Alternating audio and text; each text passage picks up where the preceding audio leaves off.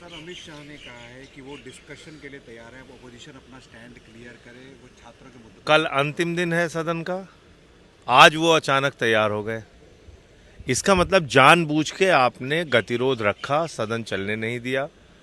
पूरी सरकार इस बात में लगी रही कि हम इसको कितना ज़्यादा से ज़्यादा टालें, और अब वो कह रहे हैं जब एक दिन बचा हुआ है, कल ख़त्म होने वाला है सदन का सत्र, तो अब आप कह रहे हो कि हम स्टेटमेंट देने के लिए तैयार हैं।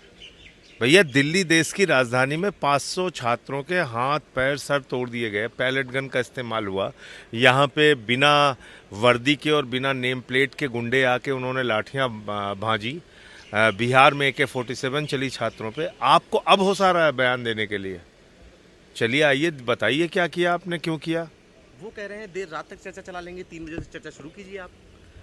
देखिए, राज्यसभा में कब उनका स्टेटमेंट होना है, जब उसके बारे में हम लोगों को जानकारी मिलेगी, तो जब तक चलाना चाहेंगे चेयरमैन साहब तय करेंगे। उसके बारे में हम लोग कैसे तय कर सकते हैं?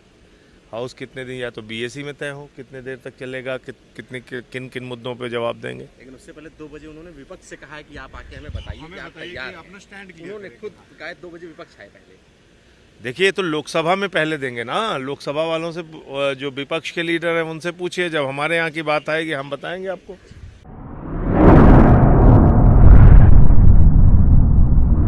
अतराफ टीवी, हर बात सच के साथ।